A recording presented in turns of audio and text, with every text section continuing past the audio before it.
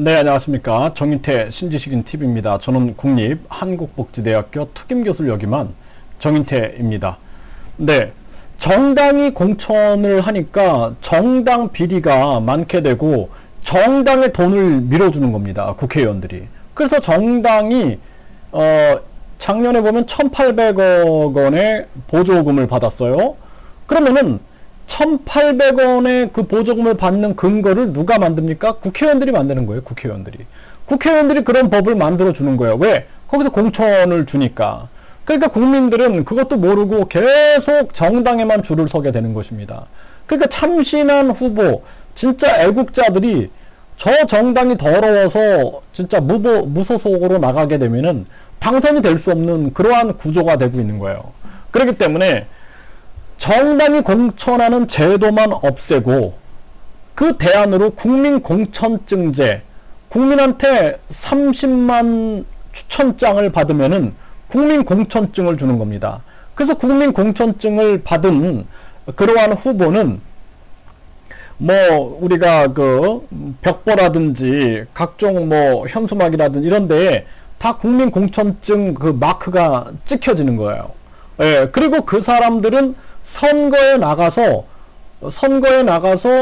우리가 현행법에 보면은 15% 이상 저 선거 득표를 했다 그러면은 자기가 들어간 선거 비용을 다시 돌려받게 돼 있어요.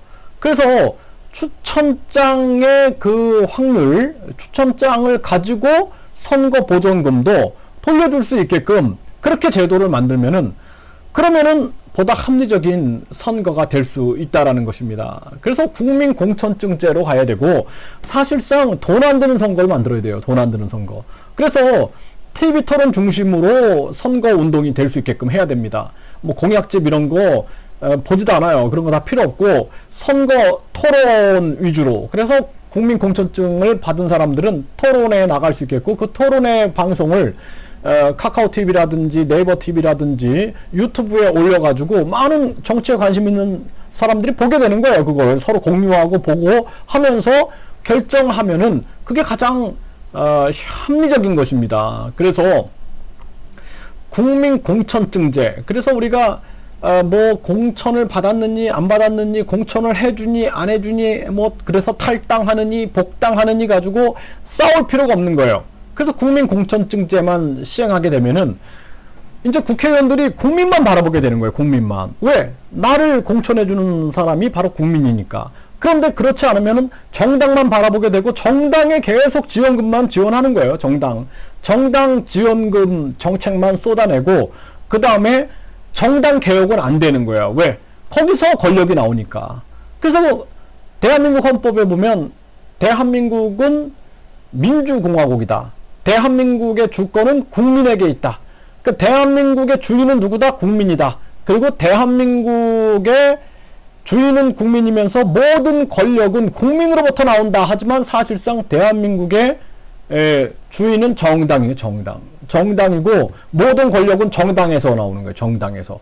그러니까 당에서 아무리 참신하고 해도 돈 없으면 최고위원 하려면 150만 원 내 하니까 돈 없는 사람은 최고위원도 못 되는 거예요. 예, 이런 구조가 계속되고 그 당 권력이 아주 북한의 김일성 그 정당 보세요. 공산당이 그냥 당 권력을 쥐고 당의 조직 활동을 잘해야지만 그 영원한 생명을 준다 해가지고 사회 정치적 생명을 준다 이렇게 주체 사상을 펼치지 않습니까? 그것처럼 우리도 지금 정당의 아주 그 권력 속에 정당 주위에 물들어서 그렇게 살고 있는 거예요.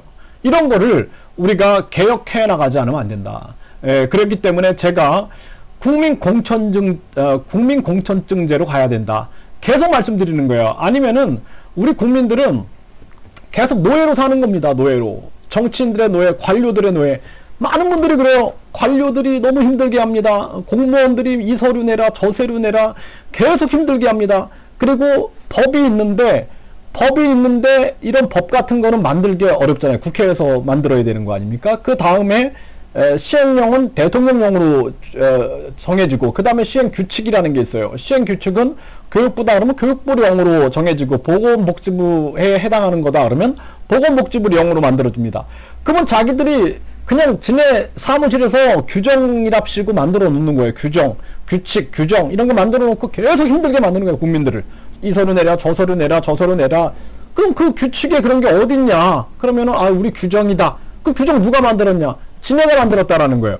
이런 식으로 계속 힘들게 하는 겁니다. 그렇기 때문에 국민들은 계속 노비로 살아가는 거예요. 노비로. 조선시대에 노비가 있고 고려시대에 노비가 있고 계속 노비가 있었잖아요. 고조선 때도 노비가 있었고 지금도 노비가 있는 거예요. 노비라는 말만 없어졌지 지배자, 피지배자. 그러니까 우리는 피지배자예요. 그러니까 국민이 아니에요. 국민이. 사실상 보면은 국민이 주인인 나라다 하지만 사실 정당이 주인인 나라인 거예요. 정당이 주인인 나라. 관료들이 주인인 거예요.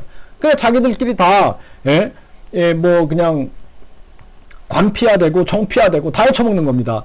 이거 바꿔놓지 않으면 안 돼요. 그렇기 때문에 제가 목소리를 높여서 얘기하는 거예요. 이거 바꿔놔야 됩니다. 그래야지 우리나라가 진짜 국민의 나라가 됩니다. 국민 주권 의식을 가져야 됩니다.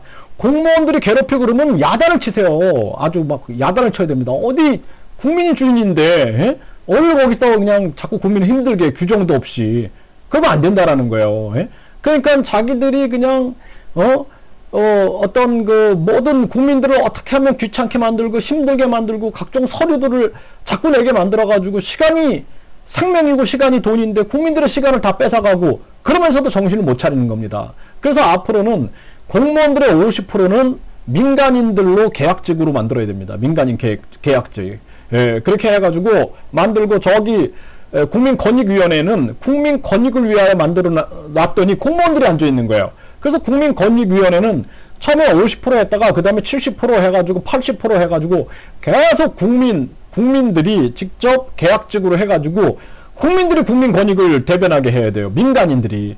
공무원들이 앉아있으니까 공무원의 권익을 대변하고 국민의 권익은 대변하지 않고 있는 것입니다. 그래서 우리나라를 전반적으로 개혁하지 않으면 안 된다. 완전히 국가를 개조해야 돼요. 개조. 아주 혁명을 해야 됩니다.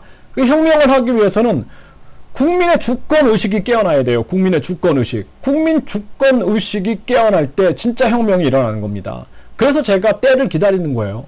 네, 국민 주권의식이 깨어지는 날 진짜 혁명이 일어날 것이다.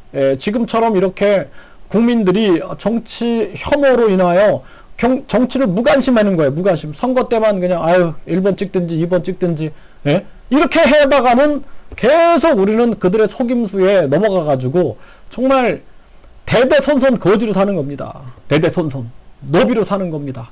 네, 안타깝습니다.